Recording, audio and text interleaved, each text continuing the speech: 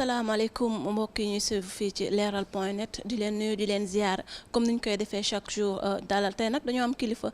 ñu dalal ko muy ki nga xam te ne mooy Omar Boun Khatab Sylla defe naa ni Sénégal ñëpp ko xam kenn du ko présenté kenn waaye dañ koy jox kàddu gi rek mu nuyoog askan wi présenté wuñ leeral ñu moom mooy kan. asalaamaaleykum maa ngi leen di nuyu waa leeral point net di nuyu waa Sénégal yëpp je pense que présentation moom def nga ko ba pare Omar Boun Khatab Sylla di doomu Sénégal. Magistrat occupant les fonctions de directeur général des grands trains du Sénégal ex-Petit Train de banlieue SA. di président mouvement Valeurs. Grand Train du Sénégal ak Petit Train bleu lan moo waral ñu indi. en réalité le Petit Train de banlieue Petit Train bleu la njëkkoon a tudd ñu ngi ko créé en 1987 mu nekkoon une structure affiliée à la SNCS. En 2003. ñu créé une société anonyme au lieu de Petit Train bleu ñu tuddee ko Petit Train de banlieue bi son excellence le président de la République moomaatee réew mi en sa qualité de chef de l'État devant définir aussi la politique de la nation le volet ferroviaire am ci benn pàcc boobu nag dañuy définir une nouvelle politique ferroviaire ndax dafa am ay bees yu am Sénégal am chance su dérouler projet bu am solo muy le train express régional boobu nag sori loolu war a daw diggante Dakar Diamniadio AIBD ci pàcc bu njëkk bi mu wut nag Petit Train de banlieue nekk façon saxaar su gën a bees gën a gaaw gën a wóor taxul président bàyyi Petit Train de banlieue je pense que c'est l'occasion de remercier le chef de l'État ci lépp li mu def pour maintenir le travail au niveau de cette entreprise continuer di fay agents yi continuer ñi am activité olof nag nee na ku yokkul yaa wàññi ci kaw loolu la ñu définir ban rôle le Petit Train de banlieue mën a amaat pour que chemin de fer maanaam saxaar si mën a demaat ci kaw loolu ci la ñu demee ci politique boobu ne léegi Petit Train de banlieue comme ni ma ko président de la République waxee woon diggante moom ak man mi màgg mu jox ci ndigal le ministère de tutelle ñu liggéey ci conseil d'administration validé mu tudd léegi les grands trains du Sénégal war a doon saxaar si nga xam ne mooy dem ci biir Sénégal doon li nga xam ne day tibb di indil TER bi ba Diamniadio di jëlee it Sénégalais yi Diamniadio di leen yóbbu ci biir réew mi diggante ci phase bu njëkk bi mu war a dem ba Saint-Louis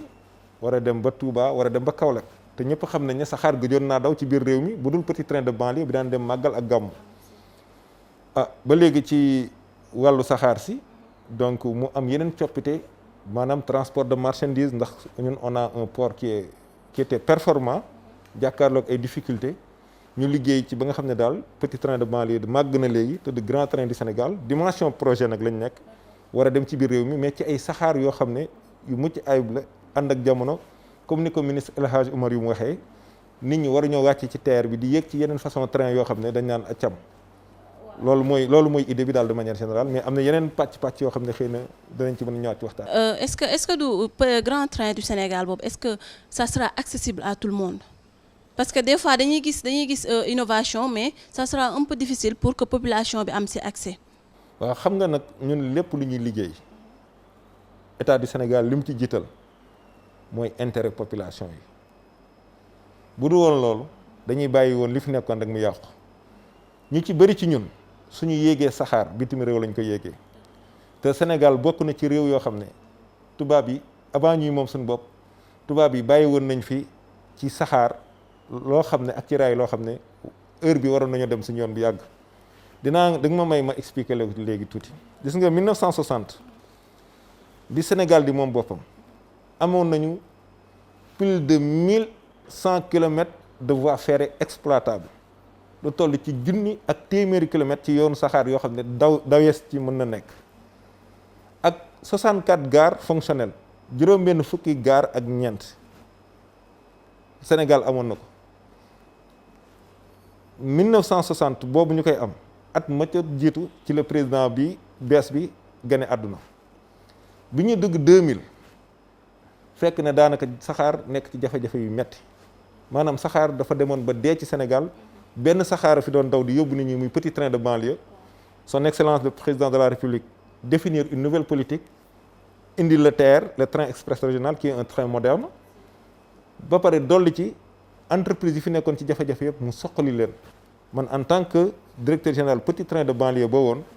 xam naa effort yi nga xam ne le président Macky Sall mi ngi ko doon def pour jàppale cheminots yi maintenir emploi yi maintenir activités yi et j'en passe.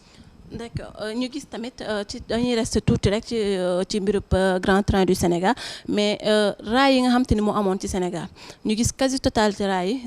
amatul disparaître nañ soit raay yi de jël nañ ko def ko ay dëkkuwaay wala ñu jël ko def ko ay cantine yéen ban ambition ngeen nar a jël pour dindi loolu pour mun a delloowaat raay yi nga xam te ni ñoo fi ñu nekkoon mooy des seen place. xam nga yaa ngi confirmer li ma la wax dama ne li fi nekkoon dafa yàqu woon ki ko defaraat ñoŋalaat ko mooy le président de la République moo am une vision claire. vision boobu moo tax liñ naan jaasi kenn du ko njëkk ci mbaram comme c'est lui qui définit la priorité ou bien les priorités mu ne dafa bëgg d'abord la capitale du Sénégal ndax naa la wax tuuti ci capitale du Sénégal muy Dakar Dakar booy xool matul sax 1% du territoire du Sénégal mais leneen li gën a yéeme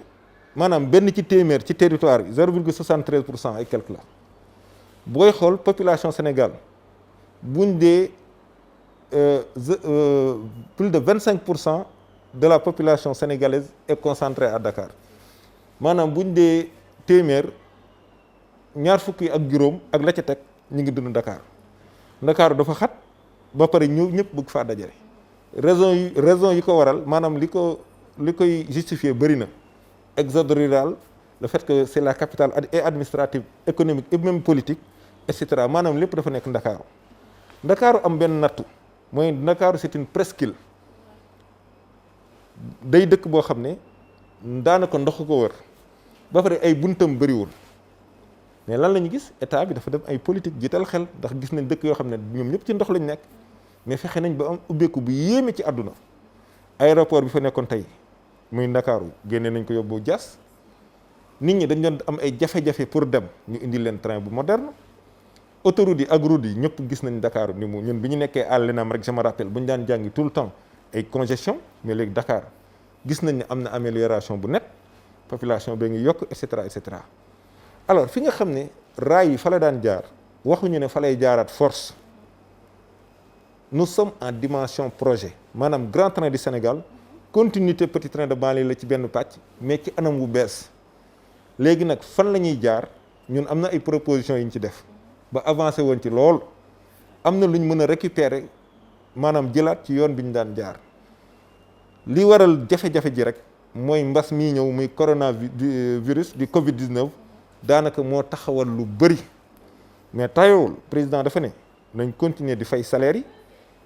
nañu wàññi personnel bi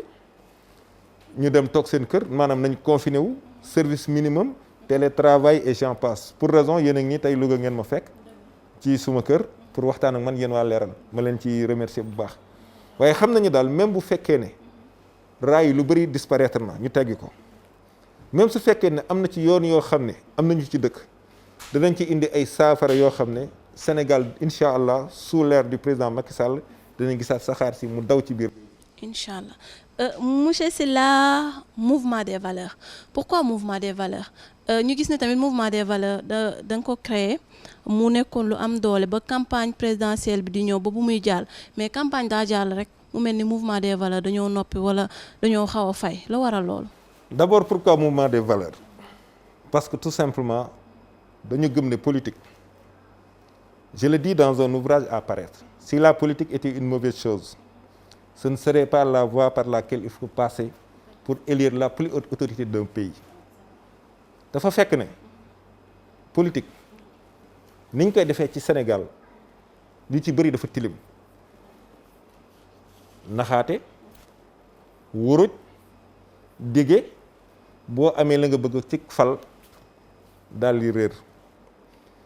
alhamdulilah dañuy sant yàlla bàkkuñu mais dañuy sant fa amma bi nihmati rabbika fa hadis ñun ci suñu wàllu liggéey xam nañ suñu bopp soxlawuñu pal maanaam soxlawuñu askan bi di ñu pal waaye askan gi fal nañu ci leneen ndax ay doomu askan bi lañ ci askan bi lañ jàngee askan bee ñu jur ñu nekk ay doomi baykat ak doomi nappkat ak ñu nekk sax ay kaw-kaw bu ñu bëggee nañ ko waxee nu leen neex mais en tout cas ay doomi askan wi lañ nga nekk di jàng ci koñ CP1 CP2 C1 ba am entrée en sixième ñu doomu diw ji de ndeysaan oh moom de am na certificat yàlla na nangam doomu diw jooju dem ba am BFEM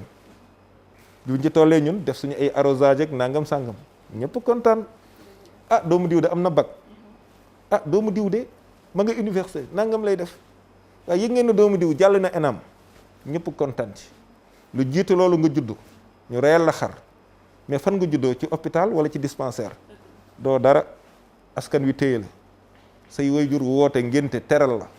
sàkkal la tur nga nekk ci koñ bi nekk xale bu ndaw yàlla di la defal sutura say morom ñi di feebar ñi di wàññeeku maanaam di faatu nga jàng ci école yoo xam ne tabaxoo leen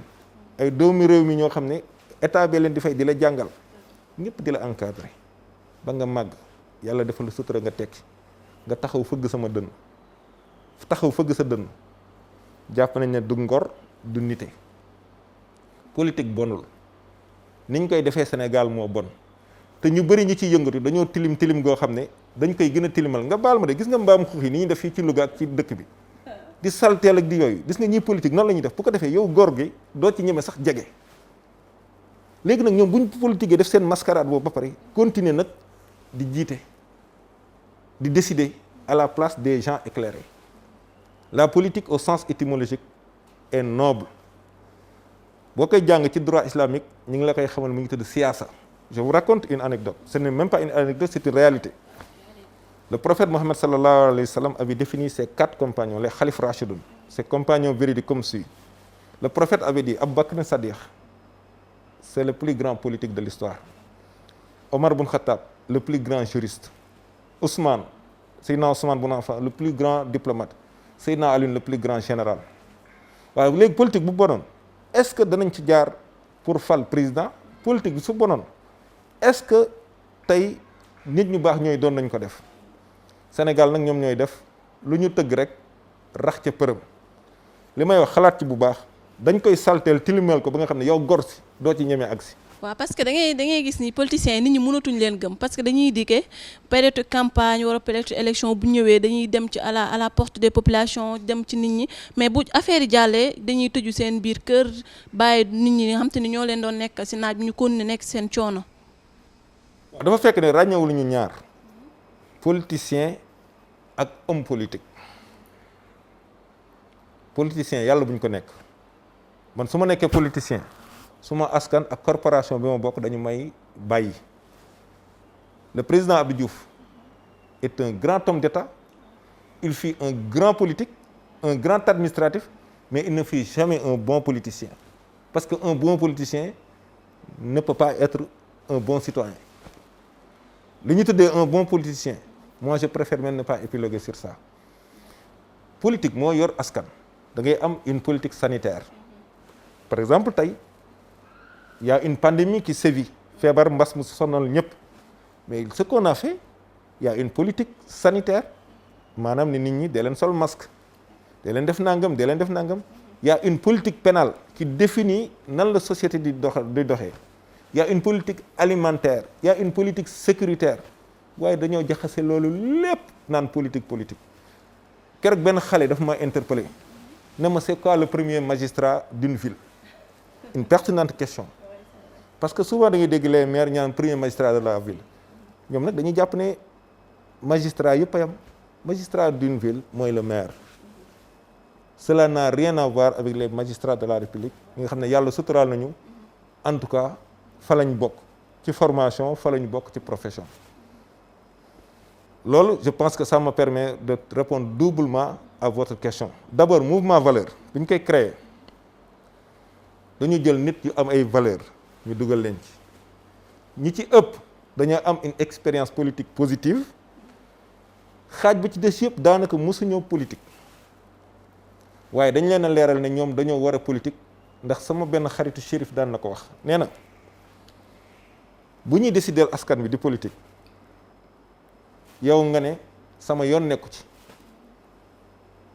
na nga fexe ba bis bu ñu falee ñañu fal bu leen critiquer te bu ñuy décider bul ca kaas réew boo ci bokkee da nga ciy jouer ce rôle et la meilleure façon de jouer son rôle c'est de participer mouvement valeur te kaaralul dafa xajul ci ay détails ñun duñu xastante ñun duñu saaga ñun duñu wuruc ñun duñu ñàkkal kenn fayda. Moi je le dis à qui veut l'entendre, je n'ai pas de bétail politique samay nawle laa àndal gis nañ fi ay façon mouvement bu ne ay nit di fëgg seen dënn naan man rek maay leader. Mouvement de valeur ñun xamal ñun lan lañ créé une conférence de leaders jël ay professeurs ay avocats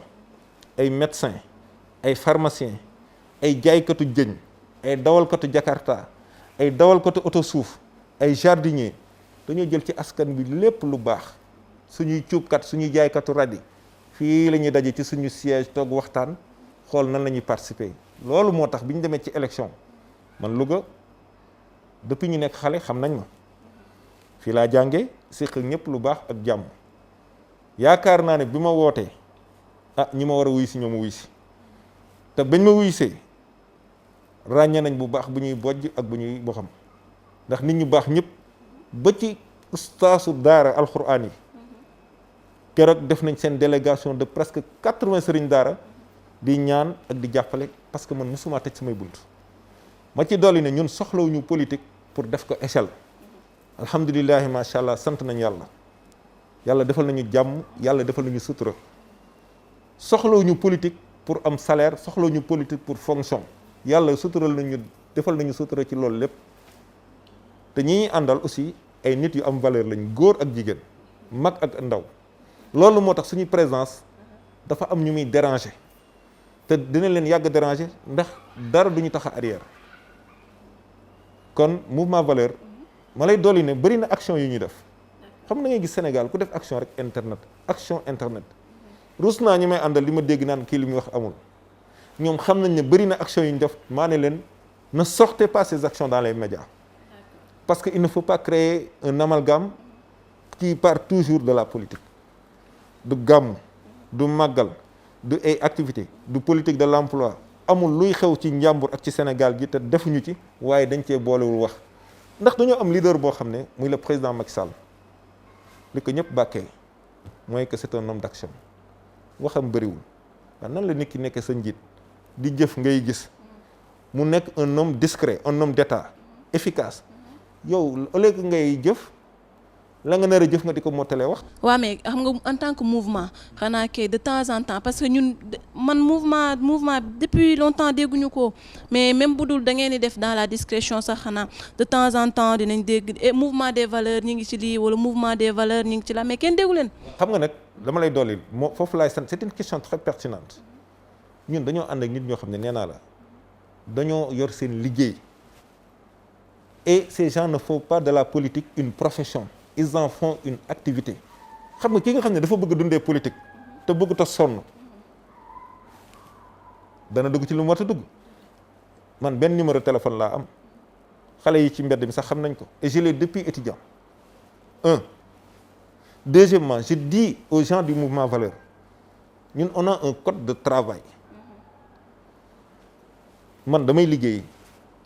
je suis un haut fonctionnaire je dois montrer le bon exemple. Je suis à mon bureau très tôt et je quitte très tard, pas pour bavarder ou dormir, mais pour travailler. Quand quelqu'un m'appelle su sonné ñetti yoon ci biir mouvement bi du ma woote waat lu dul dama ko woowaat doo ñu gis wala nga dégg ñu ci lu ñàkk fayda xastantewuñu gaaruwaalewuñu dama leen wax même ay débat yu ñàkk solo yi nekk ci internet c'est diw mooy borom Louga ak diw mooy nangam ñun dañoo xamante depuis suñuy baay ak suñuy maam xamante nañ bu baax coow la fi nekk rek ku taal sa climatiseur woo say caméra bu lu la neex waxal waaye ëttu njàmbur njaay bii ñoom xam nañ ma man xam naa leen ñun ñaar moo ñu yitteel bi ci njëkk sant nañ ci yàlla mooy le combat qu'on a fait pour la réélection du président Macky Sall yàlla defal nañ ci sutura may comprendre nag sunu xarit yu bëri ñi nga xam ne peut-être ils sont dans l'opposition ñuy doon ay camarades depuis université geneen ak yeneen ni ma acharné woo mooy ci président Macky Sall jaaxal leen bañ na ma yaa ngi bëggoon a yàq suñu liggéey ba sax xëy na lu ci bëri yàqu na parce que comprendre ñu woon mais on a des relations man ak ñoom yoo xam ne dafa jiitu politique la politique doit bonifier waaye warta yàq ay relations yaa ngi ne ay campagne pour ay leneen xam nga man je vous rappelle que professionnellement parlant je n'ai pas besoin ñu may voter pour ma nekk dara am na ñoo xam ne ay maire lañ suñu ñàkkee poste maire tey torox mais boo xamee loolu da ngay liggéey loo xam ne da ngay nawloo askan wi da ngay liggéey d'abord te booy liggéey nga sérieux nga yaru incarner sincèrement ay vertus yi nekk ci yow alors askan wi ñun moo ñu ñor président de la république ak askan wi te suñu dëkk suñu nee lépp neex nañu dañuy wax lu ñu neex Louga ça ne va pas ça ne va pas et ça ne fonctionne pas bien ci suñu gis-gis dama ne sant nañu yàlla sax ba nga xamee ne le PSE yóbbaale na Louga ci lu bëri suñu borom seede ne bañuñu kenn suñu borom xam na ne xeexuñu kenn man ci ëttu politique ak ëttu profession awma ci noonu mais quand il s'agit d'une question d'intérêt général il faut l'aborder sincèrement sans exception tout le monde sait qu'à Louga ça ne va pas mais du ngeen dégg mukk mouvement valeur ñu ngay xastante wala ñu ngay gaaru wala ñu ngay xulloo. ça ne va pas ñun kay boo ñëwee Louga ça ne va pas éclaircir ñu pourquoi vous dites que ça ne va pas. Louga lan moo fi dox. yow laa koy laaj. vous avez vu une politique de développement ici à Louga.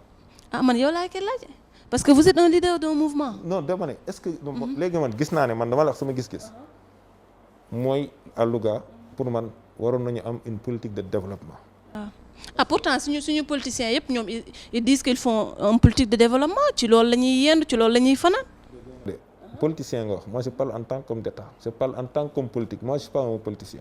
homme politique politicien ñoom ils se disent tous politiciens ou homme politique en tout cas. je vais vous rappeler la pensée de Confucius. Confucius disait si j'étais empereur je commencerais par définir le sens des mots amalgame bi moo bëri njambaan bi moo bëri jaxasoo bi moo bëri mi ngi mel ne tey nga ñëw ne damay jiite jumaa ji te sa njàng mokkul mi ngi mel ne tey nga ne damay exercer la profession de médecin te jàngoo ko gis nga loo nekkul taalibeem munoo nekk sëriñam gestion des affaires locales gestion d'une collectivité locale ce n'est pas un jeu c'est du sérieux sinon mën nga ci commettre ay fautes ay impairs yoo xam ne civilement et pénalement ta responsabilité risque d'être engagée gestion d'une collectivité locale maanaam mairie du ay faux du ay copinage du ay noonoo ñun xëccoowuñu suñu xamul nan lañ nañu am modestie dem demander ay sachants ce qu'on appelle en droit des sachants ay experts su yàlla defee nga bëgg a jiite te say laaf yaatuwul da ngay xool koo xam ne ay laaf wala ñoo xam ne seeni laaf yaatu na nga leen di laaj li Serigne Moussa Ka di wax naan ko xamul laajoo kenn amul sab lay c'est un long débat boo xam ne bëgguñu ci xuus trop waaye ñun bu ñu sañoon Louga dina gën a développer Louga dina gën a avancer parce que yi ngay laal pour loolu am du lu ñuy inventer xam-xam la laaj ak concertation avec les populations ak nga nawloo leen mais politique du ñëw jël ay xaalis ci sànni politique du ay yëkkati say loxo politique liggéey la le président a parlé d'une gouvernance sobre mais vertueuse ça veut dire beaucoup de choses. nooy dundee monsieur Sylla ak yeneen leader politique yi ci Louga seen relation naka la demee. mais déggu lu ma la wax man nee naa la je n'ai de problème avec personne xam nga lu tax je les considère tous d'abord comme des frères des sœurs et des tantes bi ñu def le lancement du mouvement Valeurs amul ku ñu lancé wul invitation bi ñuy lancé mouvement Valeurs ñoom ñëpp lañu invité kon fu ñu dajee it dañuy nuyoo kafre parce que yàlla dafa def ñu seq loo xam ne moo jiitu lii te yàlla sedd ne noonu ma ci kenn bañu ma ci kenn te mësuma cee xeex kenn te am naa fullay ku ci nekk ci ñoom soo ma laajee ca la ma la wax dëgg laa lay wax. monsieur Sylla ñu gis ne tout récemment ñëw nga Louga indi fi ndimbal gu am solo pour population bi wala pour askan wi nga xam te ni tey gii ku nekk xam na ni mbas bi nekk ci réew mi dafa sonal nit ñi nga xam te ni seen doole demeewul noonu ñi nga xam te ni bu ñu xëyee ñi ngi dangi pour am lu nga xam te ni yóbbu nañ ko ci njaboot ñu gis ne indi nga ndimbal gu am solo ci ay fan yu néew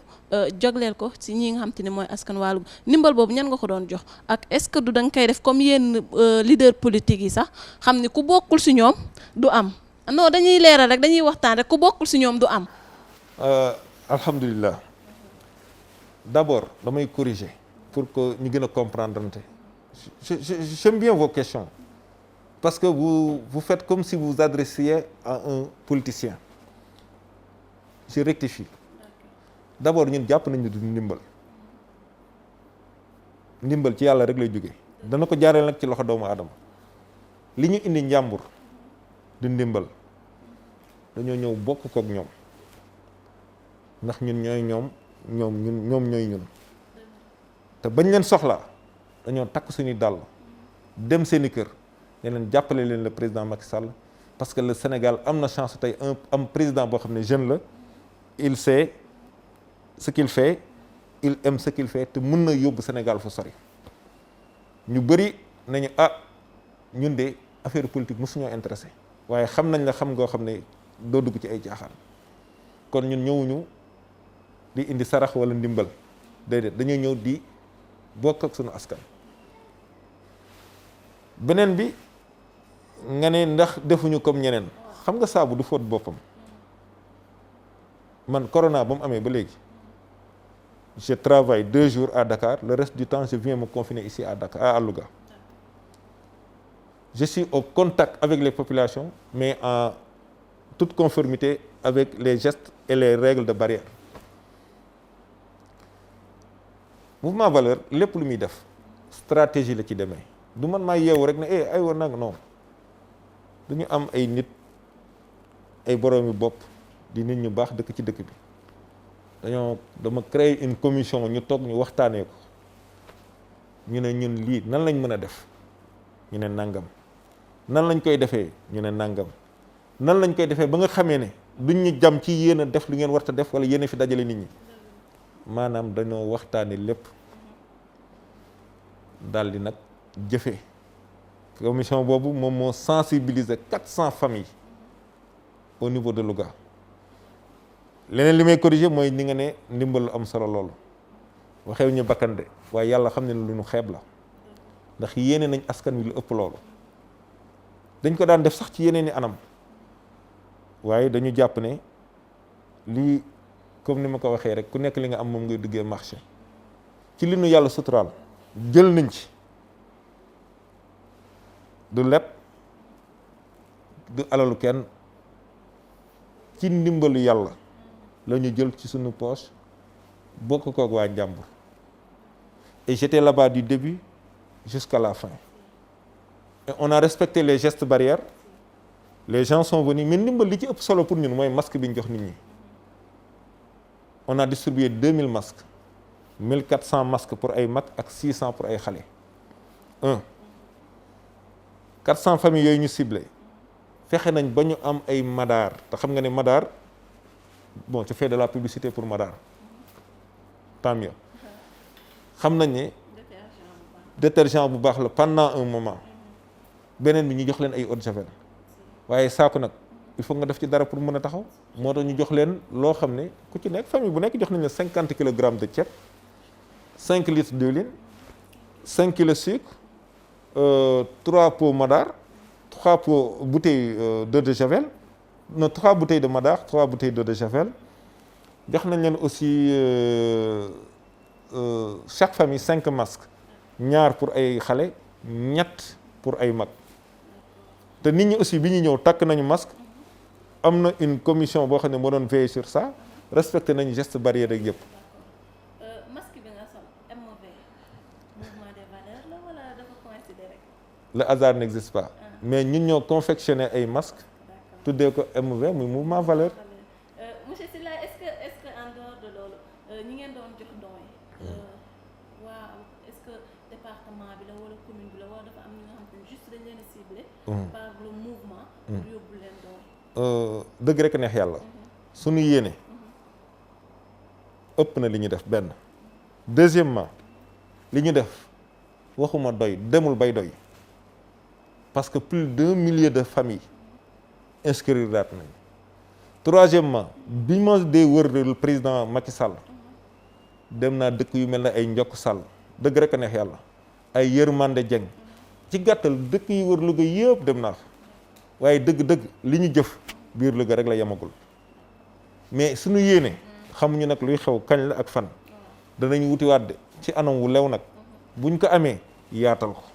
suñu ko amul bis bu ñu amee leneen jox leen ndax ba ñuy ànd ak ñoom man dama ne leen commerce ma du ma wutal sama bopp sens interdit du ma daw kenn sama oto bu ma ñëw Louga sama chauffeur sax je peux dire que je le libère maay dawalal sama bopp mbedd bu ma neex jaar du ma làqatu kenn du ma digg kenn lu ma xamul waaye lu ñu am yéene nañ ko askan bis bu yàlla defee ñu am leneen te ñu ngi ciy liggéey wax dëgg yàlla ce serait pas très élégant de dire que oui on lance un appel à tel on lance d'appel à personne c'est le temps du devoir c'est le temps de l'action lépp loo xam ne daal am nañ ko ñu gis ne mën nañ ko indiwaat ci askan yi incha allah duñ ci xel ñaar. lan ngay wax tey askan ak li nga xam ne mooy mbas bi am ci dëkk bi xam ne certaines personnes sax ñoom ba léegi mënuñu koo gëm tey lan nga leen di wax. non xam nga nag lu ne fàng moom kenn du ko jeex. am na ñoom tamit ba tey gëmuñu ko de. Moi je dirais que ce ne serait pas un niveau d'inconscience mais de folie ko fi taxaw naan am nag amul man kooku pour man dañ ko war a yóbbu ci asile psychiatrique. Alors je lance un appel à la population lougatoise à la population sénégalaise pour ñu conscient ci gravité situation bi la situation est très sérieuse surtout avec les cas communautaires pendant un moment Louga même a été l'épicentre du coronavirus mais grâce aux bonnes actions et de l'État et des populations la situation en tout cas semble être maîtrisée mais dama bëggoon saluer le travail des forces de défense et de sécurité j'ai la latitude de circuler et je les vois à Louga faire les coins et les recoins di waxtaan ak nit ñi ak di leen dissuader ñuy génn benn fi mu war a njëkk a remercier te encourager leen mooy le personnel médical le ministre Abdoulaye Diouf Sarr et moi on s'est vu qu'une fois je pense mais très sincèrement je sais qu'il est en train de bien appliquer la vision du chef de l'État en matière de politique sanitaire man daje nañ Tivaouane ci benn bërëb ci gàmmu bi mais j'ai relevé en lui très sincèrement que nit ku élégant la nit ku courtois la nit ku yaru la te nit ku xam fi mu jëm la te mel na ne déggal na président te xam ne li président bëgg xam nga nit ki moom seedeel ko rek jikkoom alors personnel médical bu Sénégal gàcce ngalaama man à chaque fois que je vois dans les pays occidentaux ñuy génn ci balcon yi à 19 ou 20 heures di tàcc j'ai envie de faire pareil pour le personnel médical du Sénégal ñu ngi leen di remercier di leen wax masta ndax sonn nañ j'ai parlé des forces de défense et de sécurité la police la gendarmerie les forces armées et j'en passe ñi ngi def liggéey bu baax hier quelqu'un m'a même interpellé par rapport à des violences policières na ma way il paraît que ñi ngi matti nit ñi ma ne ko man ku ma xam ne moi je suis un esprit libre mais des fois quand je vois les policiers agir j'essaie de comprendre dans quel contexte ils sont en train d'agir fut-il que pour n'importe quelle raison on ne devrait violer le corps humain doomu aadama kenn amul droit dóor ko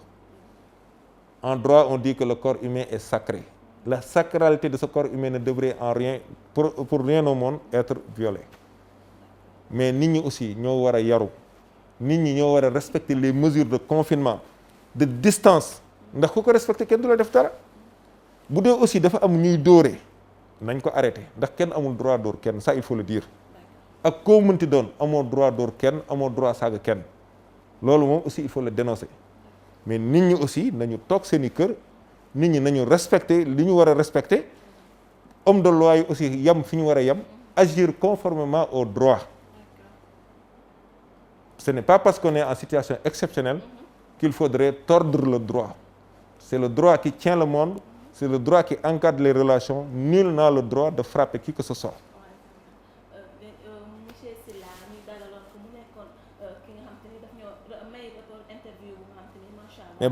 bëggoon naa leen. dañuy waxtaan ak moom rek ñu bàyyi ko rek balaa ñuy tëj mu joxe des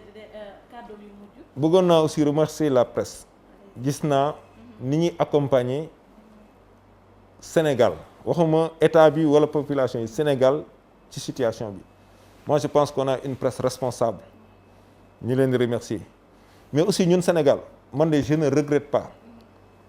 de m'être battu pour le président Macky Sall je parle de sa réélection état du Sénégal effort yi mu jël d'abord fulla ak fayda bi ci décret bi président jël ci état d'urgence bi couvre-feu bi njiit day mat moi j'applaudis ni ko ministère de l'intérieur ministère des transports ministère de la santé exécuté ci seeni prérogatives c'est salutaire mais président bi mu toogee nit ñi ba pare seetaanu leen les mesures sociales yi président jël d'accompagnement ci ñu bañ a licencier kenn ci ñu bañ a fay salaire yi ci crédit bancaire yi ci courant bi wax dëgg yàlla bu ko defoon en 2018 ñu ne moo daa bëgg ñu falaat ko kese mais le Sénégal a un bon président pour ne pas dire le meilleur président d'Afrique man de gisuma président bi ko mën